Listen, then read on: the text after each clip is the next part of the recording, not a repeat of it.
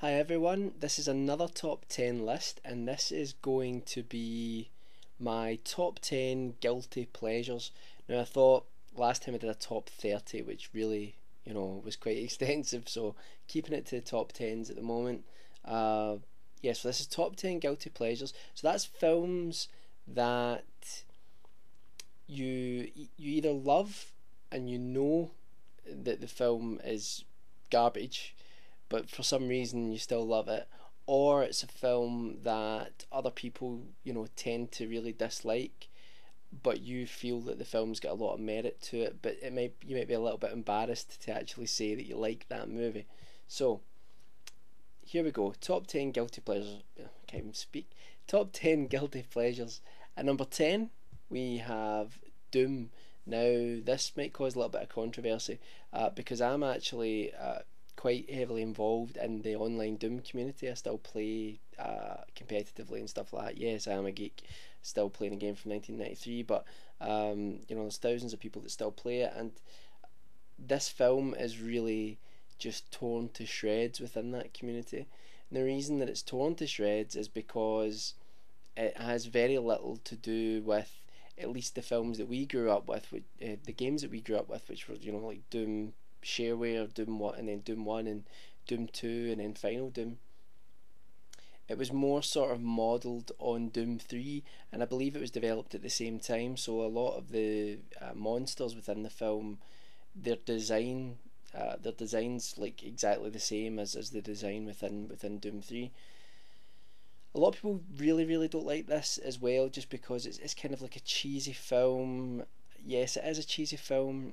There's like a first person section to the movie, which is could have been really great, but it's more like a sort of ghost train has feel to it, rather than being sort of representative of like plain Doom. And yeah, so people just in general, they don't like the characters, think it's cheesy, they don't think it's really got much to do with the Doom games, especially the fact that the supernatural aspect of what Doom is about is removed from the film.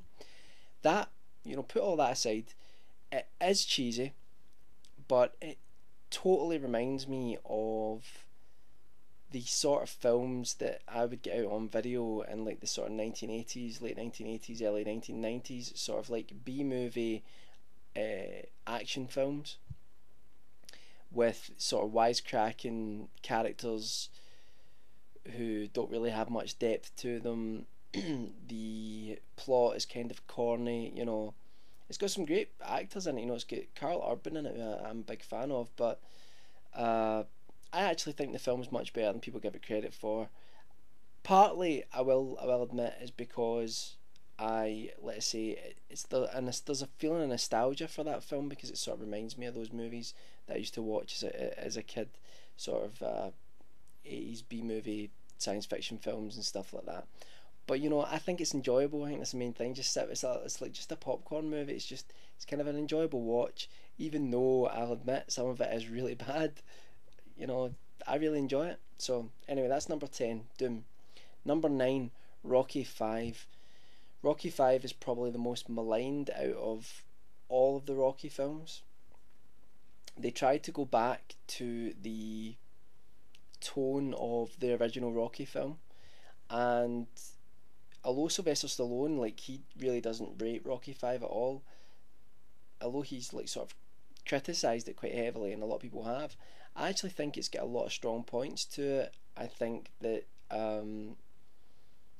it it it is the one. Well, Rocky 5 and Rocky Balboa are both far closer to what the original film was than Rocky 2, 3 and 4. Now, I love Rocky 2, 3 and 4, but they do sort of undermine what Rocky was about.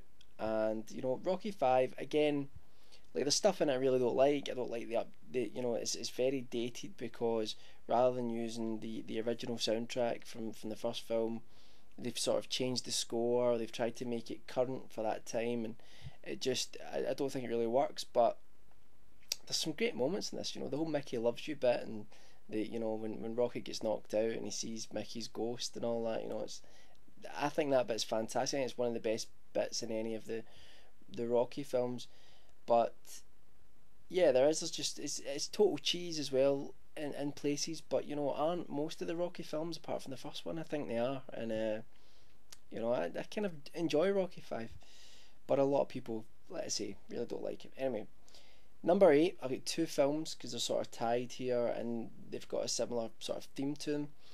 So one is Freddy versus Jason, and the other is Jason X. Now, Freddy versus Jason takes Jason Voorhees from the Friday the 13th franchise and takes Freddy Krueger from the Nightmare on Elm Street franchise and has the two of them basically pitted against each other for parts of the film. And you know, I've only watched this film I think twice, and it's been years since I've seen it, but I actually really enjoyed it. It reminded me of, you know, when Universal was sort of struggling, they started putting their their sort of like monsters and creatures, you know, and their different franchises together. And a lot of the time that didn't work, but on a couple of occasions it really did. And while it is a kind of cheap shot, it's a cheap tactic really to get people to watch the film. I kind of thought Freddy vs Jason just sort of felt like one of those movies that Universal would have done, and it had a lot of the great sort of campy kitsch factor of the the Friday the 13th and Nightmare on Elm Street films as they progressed in the series through the 1980s. You know, because I mean the first Nightmare on Elm Street film's a really serious horror film, but you know what I mean. It got there in the end. Now, Jason X is one that I went to the cinema to see. I had an absolute blast with that film. I'm not going to lie. A lot of people hate it. They think it's trash. It's about, you know, Jason Voorhees, and he's cryogenically frozen because there's no way to kill him. He just regenerates all the time. So it's about him being unfrozen in the distant future, and it takes place on a sort of on like a spaceship. And I really I really enjoyed it. I thought it was just a hoot.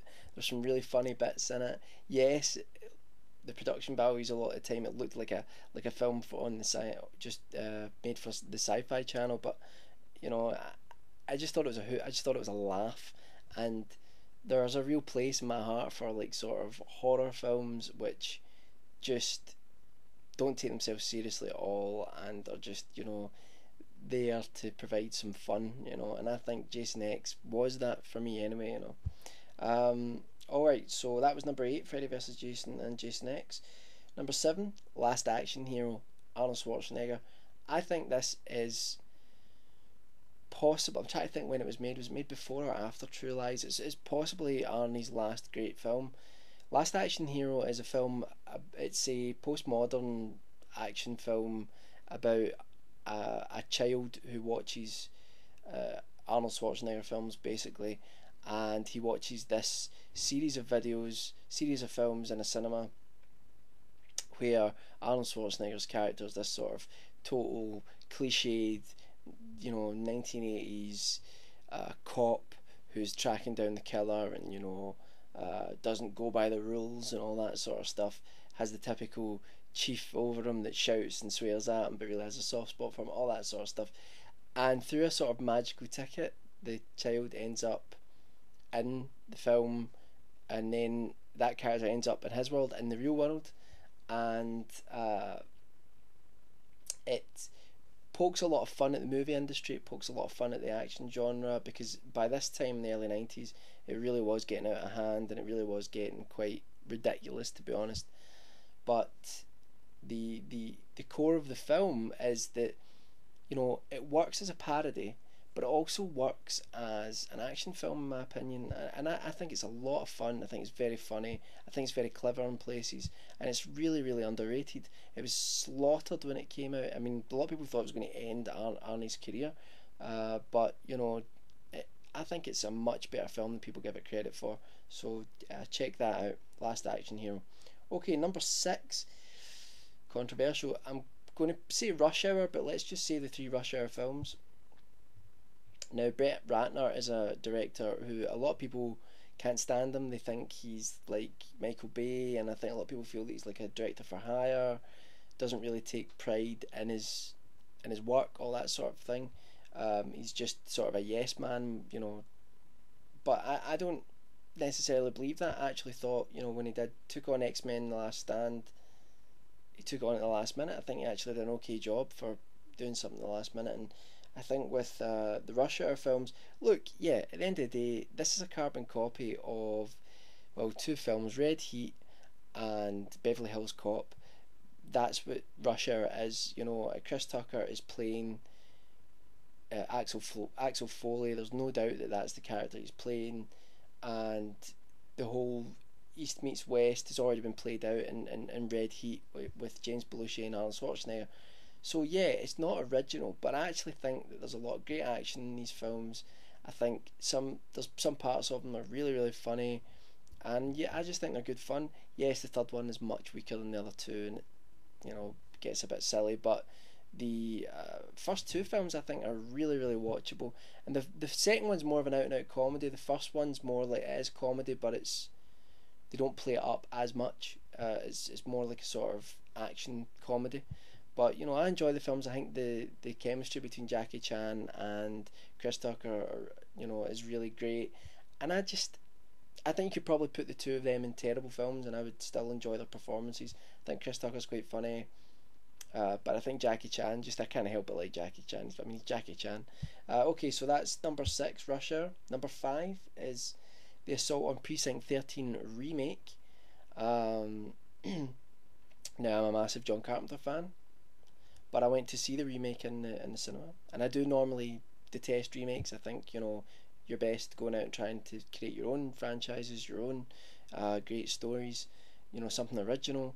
But you know, while it's not a patch on the original film, in no way is it. I thought it was good. I thought it was good. It was a decent remake. I thought it was fun. You know, I think you know Lawrence Fishburne and Ethan Hawke did a really great job in the film, and you know it's good fun. If you don't know what it's about a cop who is in this precinct that's shutting down. At the same time, they're holding these prisoners that are due to get transported in the building, and at that point, the building comes under attack, and the prisoners and the police have to work together to get out alive. The original film, if you haven't seen the original John Carpenter film, oh, you're in for a treat. Go and watch Assault on Precinct 13. It's amazing. But the remake, I thought was a decent remake, especially considering the other remake of John Carpenter's film, you know, The Fog, you know. But anyway, okay, so that's number 5, Assault on Precinct 13 remake. Number 4, Legend of the Seven Golden Vampires, or I think it was called The Seven Brothers of Dracula in America. It's the sort of final film in the Hammer Dracula series, although some people feel it's not really officially part of that series because it doesn't have Christopher Lee in it.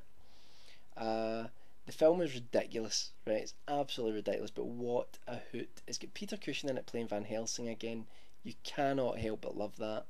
And it's basically Hammer trying to cash in on the sort of kung fu film, you know, the sort of craze that was going on at the time. So it's imagine Van Helsing, vampires. Well, Peter Cushing is Van Helsing, not Van Helsing the film.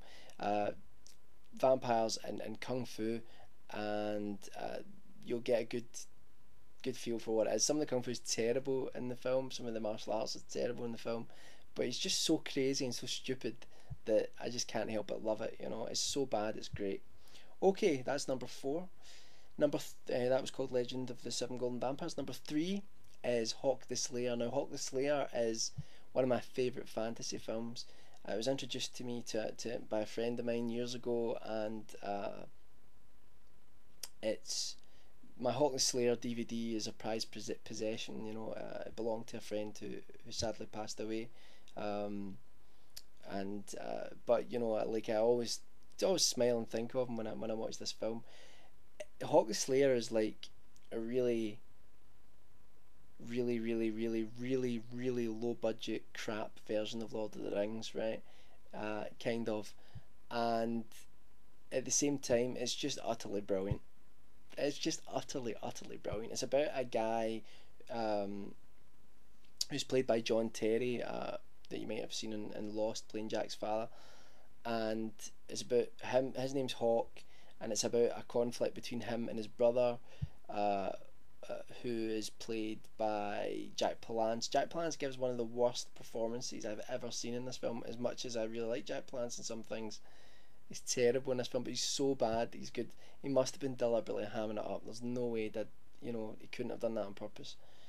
It's about the conflict between the two of them, and you've got the whole sort of adventure thing, and Hawk has to go out and like find like a sort of group, a fellowship, and there's an elf, there's a dwarf, there's a giant. Incidentally, I did a review of this. It's on my Blip TV account. I couldn't put it on YouTube because it's got video footage in it from the films, but you can check that out. I'll leave the link below. But Hawk the Slayer is just hilarious, so much fun. It's just so bad. Everything about it should be terrible, but it's just such a great entertaining watch. I really would recommend it. Okay, number 2, Ghosts of Mars. I've talked about this before in another film when I did a review of it. John Carpenter's Ghosts of Mars is a film which really divides a lot of fans. Well, actually, do you know what? It doesn't. Most John Carpenter fans don't like the film, but I really do like it. When I first watched it, when it came out, I wasn't too keen on it, but since then I've really grown to have a lot of time for the film, and I think there's a lot. I mean, it's a total John Carpenter film. It's set on Mars. It's about a group of police and prisoners, again, like I saw in Precinct 13. They're stuck in this mining colony where people are being possessed by the ghosts of Martians, and all hell breaks out. It's got bits of the fog in it. It's got bits of Escape from New York, and it's a hodgepodge of all of his earlier ideas. Yes, the budget's not amazing. Yes, it was a shame because Jason Statham was supposed to take the lead and Ice Cube replaced him at the last minute. But I mean, Jason Statham still got a role in the film, but he's not the main lead in it. And I think because of that, they watered down both parts, really, because they try to give Jason Statham some of the stuff I would imagine they would have given to Ice Cube's character. But anyway, I think it's much better than people give it credit for. I don't think John Carpenter himself likes the film. In fact, it was a film he had so many bad experiences on that he really wanted to retire, and he really did retire, bar from making a couple of episodes of Masters of Horrors, and recently came back with a film called The Ward. But a lot of people hate it. Some of the dialogue, it's got one of the cheesiest last lines in any film. But go and watch Assault on Precinct 13. It ends in exactly the same way. Similar sort of cheesy lines. But for some reason we're willing to accept it in the 1970s, but we're not willing to accept it in 2001 when this film was made. And I think that's a shame. I think the film does harken back to exploitation and low budget filmmaking in the 1970s. And I think if it had just been a little bit grittier, people would have accepted it. Yeah, the villains are really stock, they're not very good, but apart from that, I really enjoy the film, so go and check that out. Okay, number 1, Star Trek V: The Final Frontier. Now, again, I have no problem admitting that I'm a big Star Trek fan. I love the original series, love Next Generation, and I love the movies. I was a fan of Voyager, haven't really done much of Deep Space Nine or Enterprise, but anyway, I loved the prequel that they did recently with J.J. Abrams. Really looking forward to the sequel of that. Anyway, the problem is that Star Trek V: The Final Frontier. Now, number 1, I think it was written and directed by William Shatner himself, because Leonard Nimoy had directed one and done a really good job, and I think he wanted to do the same.